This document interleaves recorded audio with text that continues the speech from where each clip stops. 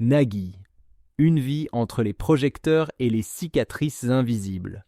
On le connaît pour son humour fin, son énergie débordante et son amour inconditionnel pour la musique.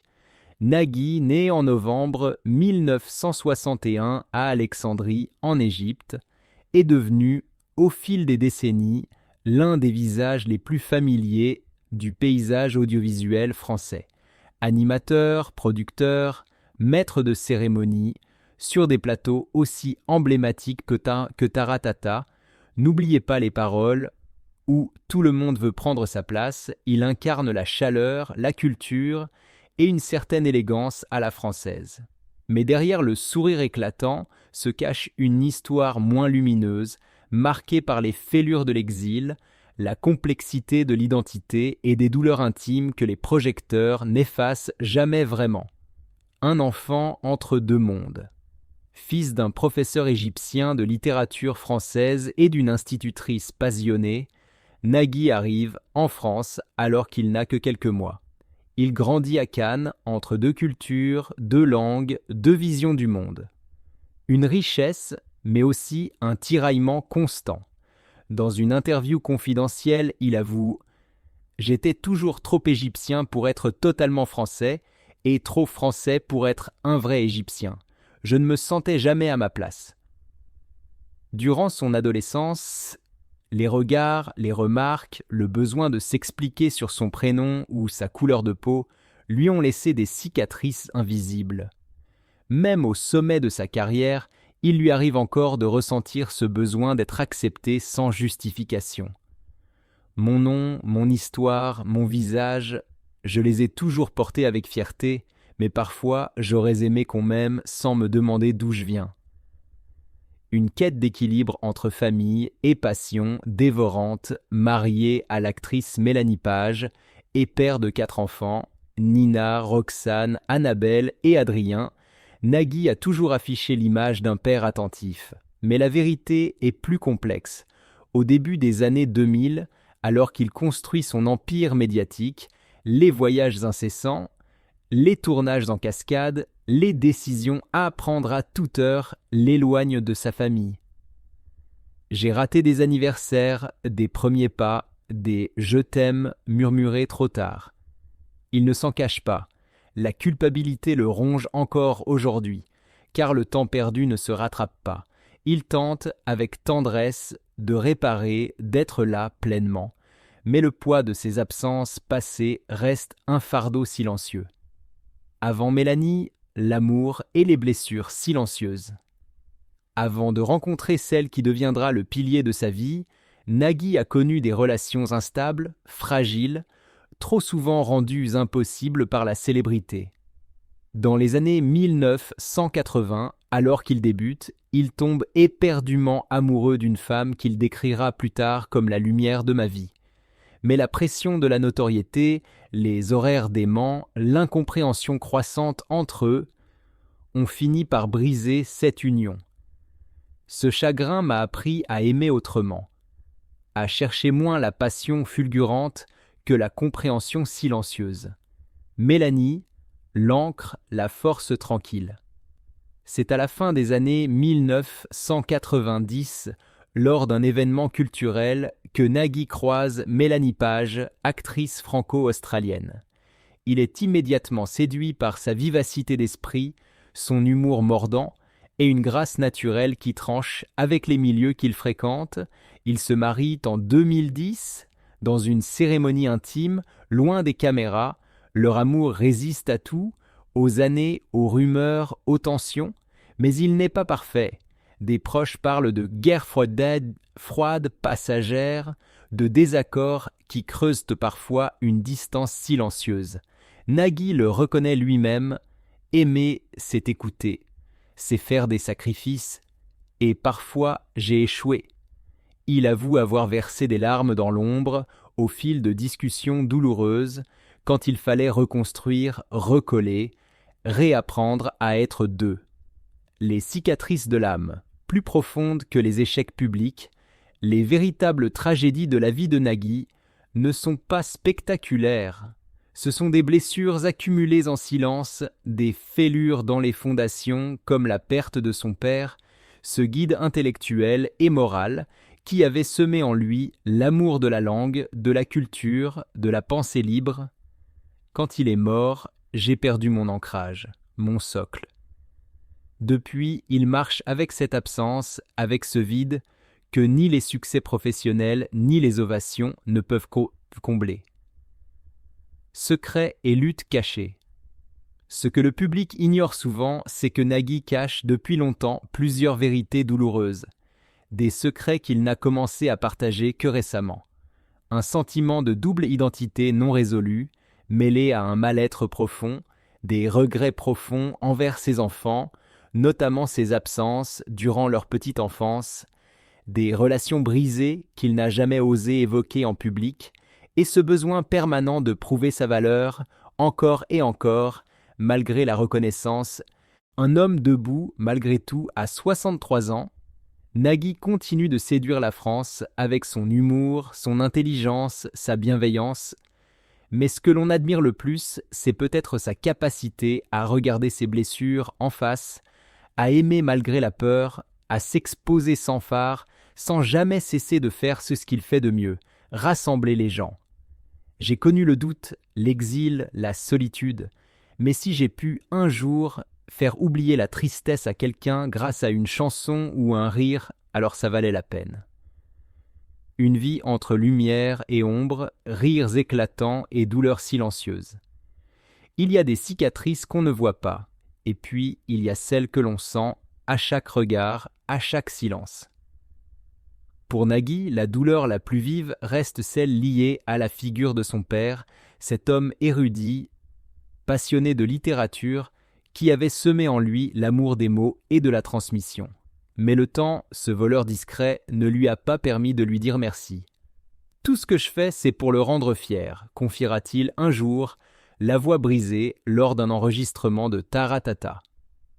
Le racisme ordinaire et la solitude de l'excellence. Quand il débute dans les années 1980 à la radio, Nagui ne s'appelle pas encore Nagui la star. Il est simplement un jeune homme au nom étranger, au teint méditerranéen, qui doit affronter les sarcasmes, les remarques racistes, les surnoms moqueurs, y compris de la part de collègues. S'il répond souvent avec humour, ses attaques le blessent, profondément. Il m'est arrivé de me demander, suis-je vraiment accepté? Ou juste toléré comme l'exotique qui réussit? Cette pression, il l'a portée en silence, en doublant d'efforts, en redoublant de professionnalisme pour prouver qu'il méritait sa place. Une carrière marquée par la résilience. Depuis 1993, Taratata est devenu un monument de la musique live à la télévision française. Plus de 700 émissions, des légendes comme Sting, Johnny Hallyday, mais aussi des artistes émergents révélés au grand public par l'œil bienveillant et passionné de Nagui. Avec N'oubliez pas les paroles, tout le monde veut prendre sa place et tant d'autres, il a su créer un lien unique avec des millions de téléspectateurs. Sa société Air Productions produit des dizaines d'émissions et sa fortune est estimée à plusieurs millions d'euros. En 2020, il reçoit même un César d'honneur pour sa contribution à la culture populaire. Mais derrière ces succès, les échecs n'ont pas manqué. Des formats comme « Que le meilleur » gagnent n'ont pas trouvé leur public et ont été arrêtés. D'autres l'ont critiqué pour son ton jugé trop détendu, pas assez sérieux pour la télévision de service public. Chaque échec était une gifle, mais j'ai appris à me relever. L'homme derrière l'icône, secret, fragilité et choix de cœur. Parmi les secrets les plus enfouis de Nagui, il y a peut-être les moments de détresse mentale. Derrière l'animateur enjoué se cachait parfois un homme épuisé, insomniaque, rongé par l'angoisse de mal faire. Il laisse un jour échapper « Il y a eu des nuits où je ne dormais pas. Je me demandais si je valais vraiment quelque chose. » Il évoque également un rêve manqué. Dans les années 90, il avait reçu une offre pour animer une grande émission aux États-Unis. Il décline par amour pour sa famille et son pays. Je ne regrette pas. Mais parfois, je me demande, et si? À cela s'ajoutent dans l'âme les débuts difficiles d'Air Production quand la société frôle la faillite. Il vit alors des mois d'incertitude, dissimulant ses inquiétudes même à ses proches, refusant d'être perçu comme faible. Je suis Nagui. Je suis celui qui sourit, pas celui qui doute. Une mort fictive, un adieu qui n'a jamais eu lieu, mais qui fait frémir. Et si tout s'était arrêté en 1992? Dans cette fiction glaçante qui circule parfois parmi ses proches, Nagui meurt à 31 ans, en pleine ascension, au volant de sa voiture, au Familach, sur la route entre Paris et Cannes. Un accident violent, une nuit pluvieuse, un camion qui surgit et tout s'arrête. Taratata venait à peine de débuter. Il était adulé, porté par une génération avide de renouveau.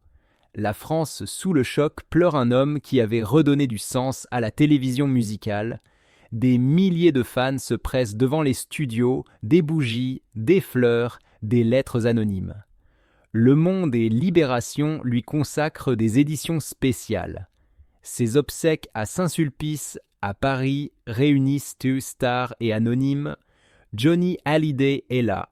Mélanie Page, bien qu'elle ne soit pas encore son épouse, tient la main de la mère de Nagui, silencieusement anéantie. Mais il est vivant. Et il avance. Toujours. Cette histoire n'a pas eu lieu, mais elle rappelle une vérité. Nagui aurait pu disparaître trop tôt, et pourtant il est là, debout, à 63 ans, plus humain que jamais, mêlant humour et lucidité dans chacun de ses mots. Le succès, c'est quand tu fais rire. L'échec, c'est quand tu te relèves. Moi, je suis tombé 1000 fois, mais je n'ai jamais arrêté d'essayer. Un dernier adieu, une chanson, une lumière qui ne s'éteint jamais. Ce jour-là, dans la nef silencieuse de l'église Saint-Sulpice, la France entière semblait retenir son souffle. Des musiciens venus de Taratata, des collègues de toutes chaînes confondues, et des centaines d'artistes anonymes qu'il avait un jour encouragés, prenaient à la parole à tour de rôle dans une atmosphère lourde mais profondément humaine. Il ne voulait jamais être une star. Il voulait juste que la musique circule, que le public ressente, que les artistes vivent. Puis les premières notes de « Je ne regrette rien » d'Édith Piaf s'élèvent. Un hommage sobre et puissant à un homme qui avait vécu à 200 à l'heure, entre passion et fragilité, sans jamais regarder en arrière. Enfin, un silence d'1 minute, suivi par une chorale improvisée de tous les présents. Ensemble, d'une seule voix, ils entonnent « La Bohème », sa chanson préférée. Une dernière déclaration d'amour à celui qui avait tant donné, sans toujours se ménager. Un legs plus grand que la fiction. Même si cette mort à 31 ans n'a jamais eu lieu, elle dit quelque chose de vrai. Elle rappelle que la vie tient à peu de choses et que même les plus lumineux peuvent vaciller dans l'ombre. Car qu'elle soit réelle ou fictive, la vie de Nagui est une fresque d'humanité brute, un enfant d'Alexandrie devenu une figure emblématique de la culture française, un homme de télé devenu confident du public, un passionné de musique devenu passeur d'émotions, un parcours traversé de douleurs silencieuses. Oui, il a souffert. De l'exil, du racisme ordinaire, des jugements absurdes, des non-dits, des déchirures familiales, de l'éloignement de ses enfants, de la mort d'un père adoré qu'il n'a jamais pu remercier. Oui, il a douté, parfois jusqu'à l'épuisement, de sa légitimité, de ses choix, de sa santé mentale. Oui, il a caché des regrets, des opportunités manquées, des nuits blanches pleines de « et si ». Et pourtant, il a avancé, toujours, avec élégance, avec cœur, avec humour. L'homme derrière l'image Nagui n'est pas un homme parfait. Il ne l'a jamais prétendu, mais il est authentique. Son amour pour Mélanie Page et leurs enfants reste le phare de sa vie, la seule chose qu'il place au-dessus de sa carrière, au-dessus de tout. Même si les années ont apporté leur lot de crises, de questionnements, d'éloignements discrets, c'est dans cette famille qu'il trouve sa respiration, son rythme, sa vérité, entre deux cultures, entre deux mondes. Peut-être que la tristesse la plus tenace, celle qui habite encore son regard lorsqu'il s'arrête de parler, vient de là, ce sentiment de n'avoir jamais totalement appartenu à un seul monde, ni tout à fait égyptien, ni entièrement français, ni pleinement intégré, ni totalement étranger, toujours entre les deux, toujours en traduction intérieure. Mais l'héritage est là, intact, vibrant, inaltérable. À 63 ans, Nagui regarde son passé avec lucidité. Je suis tombé 1000 fois, mais je me suis toujours relevé. Ce qu'il laisse derrière lui n'est pas qu'une liste d'émissions à succès, ni une fortune estimée. C'est un lien invisible tissé avec des millions de spectateurs, une voix dans le salon, un souffle d'intelligence populaire, un rire qui répare, une larme qui ne se voit pas à l'écran mais qui touche profondément. Et s'il devait partir demain, il laisserait derrière lui bien plus qu'une carrière. Il laisserait une empreinte d'homme, d'exilé devenu modèle, de père imparfait mais aimant, d'amoureux discret, d'artiste engagé et d'animateur qui, sous les feux de la rampe, n'a jamais cessé de chercher la lumière à l'intérieur. Le fardeau d'être toujours l'autre.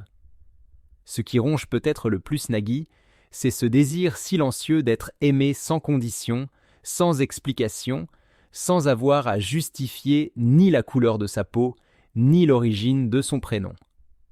Il a beau avoir conquis des millions de cœurs, animé des milliers d'émissions et reçu d'innombrables prix, une part de lui continue de chercher un regard qui ne questionne pas, qui ne soupèse pas, qui accueille sans réserve. Je suis un homme heureux. Mais parfois, dans le silence d'un plateau télé, je me rends compte que certaines blessures ne partent jamais. Il ne parle que très rarement de cela, mais ses yeux, quand il s'arrête quelques secondes pendant une émission, semblent trahir un tumulte intérieur, une douleur ancienne, des cicatrices que même le succès ne sait guérir. Une famille qu'il aime, un temps qu'il regrette, Nagui est père de 4 enfants. Il est aussi l'époux de Mélanie Page, une femme brillante, discrète, aimante. Ensemble, ils forment un couple fort, soudé, loin des excès du star system. Mais concilier une vie de famille avec un rythme professionnel effréné n'est jamais simple, il l'a souvent reconnu, sans se cacher. Ce qui me fait mal, ce n'est pas seulement d'avoir raté un match, un anniversaire ou un premier mot, c'est de savoir que le temps ne revient pas. Durant les années où Air Production explosait, où les plateaux s'enchaînaient et les projets fleurissaient, Nagui était partout, sauf à la maison. Des moments importants lui ont échappé, des regards, des émotions, des absences silencieuses qui laissent des traces. Il a tout fait pour compenser.